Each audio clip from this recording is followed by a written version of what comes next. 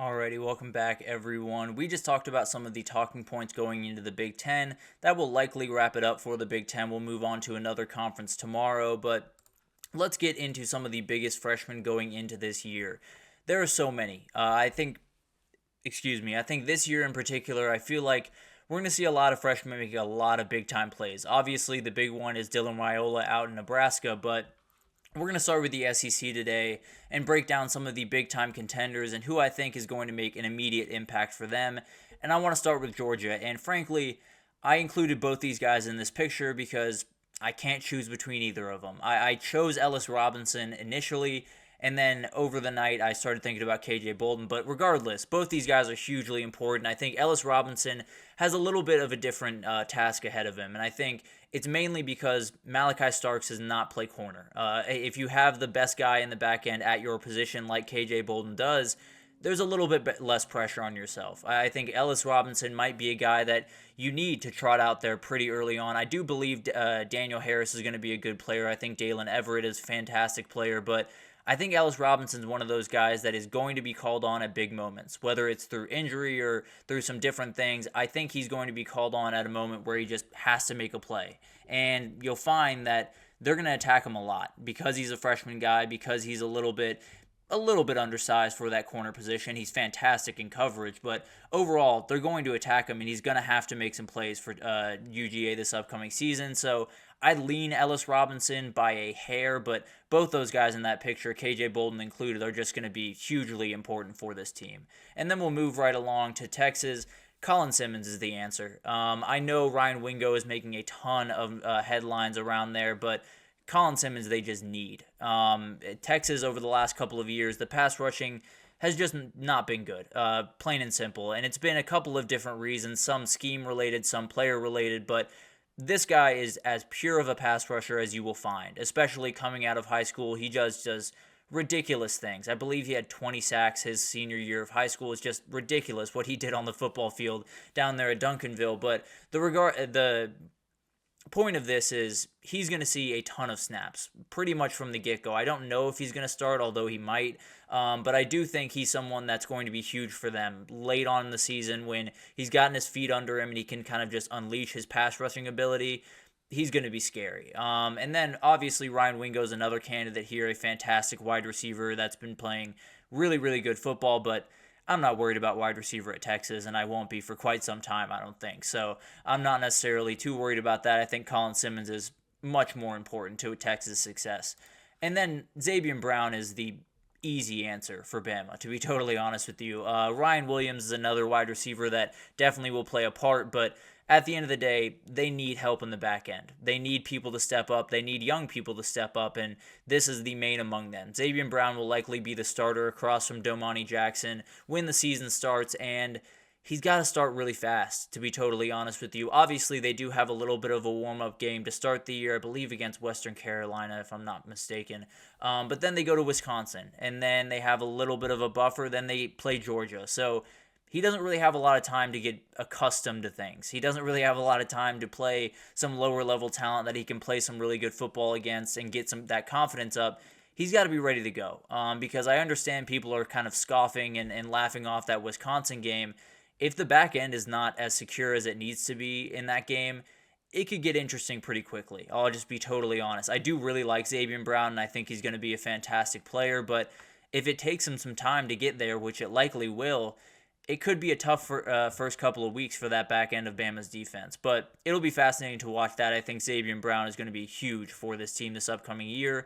Ole Miss had less people to choose from. I'll be totally honest. As we all know, they lean into the portal a little bit more aggressively than some of these other teams, but Cam Franklin's going to be huge. I feel very confident about that.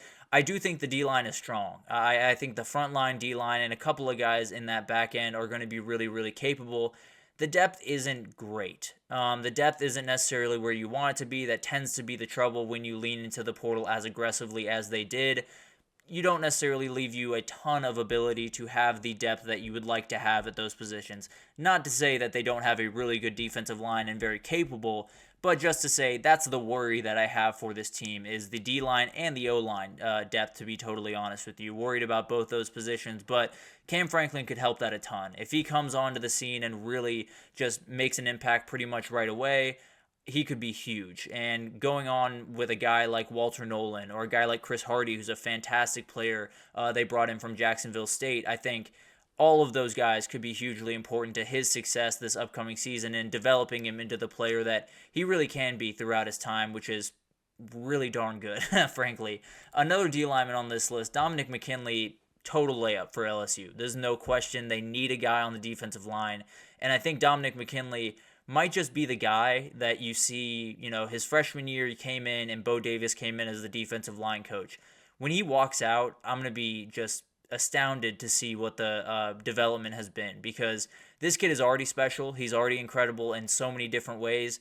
With Bo Davis next to him, it's going to be really incredible to watch what he can do. But the problem for him is he almost has to be incredible this year.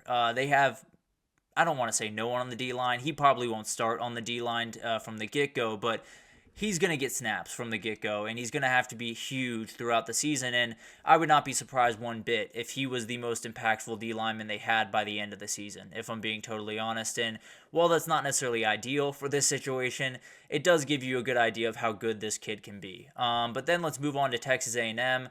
Terry Bussey is hugely important for this team. He's going to play corner to start. I feel very confident about that, but at the end of the day, he's going to be really hard to keep off the field. There's no two ways about that. Mike Elko has even talked about that, where he said, we're going to put him in some return game stuff. We're going to put him possibly on offense at time or two, because in high school he racked up 169 offensive touchdowns and 24 picks. The kid was just everywhere. It was absolutely remarkable. That's why so many people were after him, and when they beat out Texas for this kid, A&M fans were jumping for joy, and they should have been, because this guy is just absolutely incredible. Cannot wait to see him get underway. And I think, while I think the wide receiver position is really strong and the cornerback position definitely needs a little bit more help, it might be hard to keep this guy off the side of the ball that, not his better side by any means, he's really good on either side, but it might just be hard to keep him off the offensive side of the ball is the best way to put it. But then let's move on to Tennessee. Boo Carter is the guy that I'm picking here. Mike Matthews has a ton going into this year, obviously. Jordan Ross was the top-rated guy in this class coming in, but this guy's different for a number of different reasons. And the biggest one is kind of like Terry Bussey. He can do anything you want him to do. Literally anything you want him to do. It's really remarkable. The reviews he got out of spring were just insane, to be totally honest with you. He's going to return kicks for Tennessee this upcoming year, and I would not be surprised at all if we were watching some Tennessee games and that winning play, that play that put them over the top and gave them that big-time win, was made by this guy. I think he's an absolute difference maker, not only at the safety position, but also returning kicks, also maybe as a gadget guy on, this guy literally just put him on the field and let him make plays, because it's going to be incredible to watch. And I think with all of the guys that Tennessee has to worry about, adding him to the bunch is just unfair to some defenses out there. But at the end of the day, it's going to be awesome to watch him. Oklahoma, adding David Stone was huge. It's a huge position of need, kind of going back to what LSU is under. Definitely less dire up at Oklahoma, I'll say that. But at the end of the day, this guy is huge. He was the best player in the freshman class for Oklahoma. He's someone that is coming into a room that is really interesting, because I really like the front line, defensive line that they have. I think DeJohn Terry and Dominic Williams is a fantastic duo, one of the better duos in the conference and in the country overall. The problem is behind that, there's not too much. There's a couple of guys that will make some impacts here and there, but at the end of the day, there's not enough there to feel really confident about that position. If David Stone walks in and balls right away, it won't be an issue. And he's a player that is fully capable of doing that. So really excited to see what he can pull off. I think he's one of those guys that every time you hear his name brought up around Oklahoma fans, they just get giddy. They get that big smile across their face, because this kid is special and he's going to do some really, really remarkable things, but he might just need to do it very, very quickly for Oklahoma to be successful. But then Missouri, Williams-Nwaneri, no question about this one, an edge rusher that is just going to be absolutely huge. I thought about Courtney Crutchfield. I think he's going to be really good, but wide receivers I'm not too worried about. Trajan Greco is going to be a big player because that back end I am a little bit worried about. But when I talk about Williams-Nwaneri, I think he was the biggest commitment that they've gotten in quite some time, and he's going to be one of the biggest players this upcoming year. And I think having Zion Young and Darius Smith that came in from the portal from the edge is going to be huge for him because the reality is he's going to have to learn the ropes a little bit. He is such a remarkable physical specimen that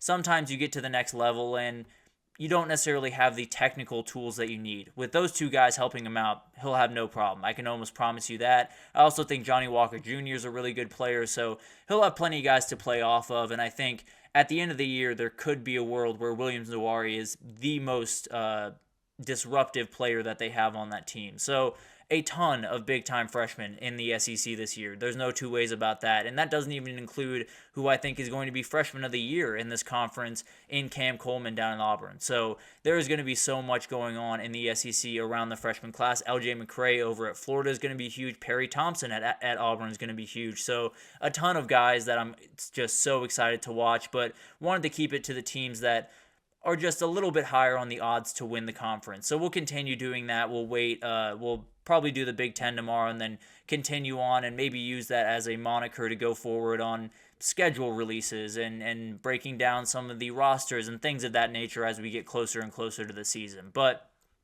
for now, we'll take our last break here, and when we come back, we're going to talk about some Wednesday what-ifs. We're going to get into Clemson football because there's about 1 million what-ifs around Crimson football, but we'll break down 3 of them today, and we might just have to do this next week, I'll be totally honest with you. But stick with us, and we'll be right back with that.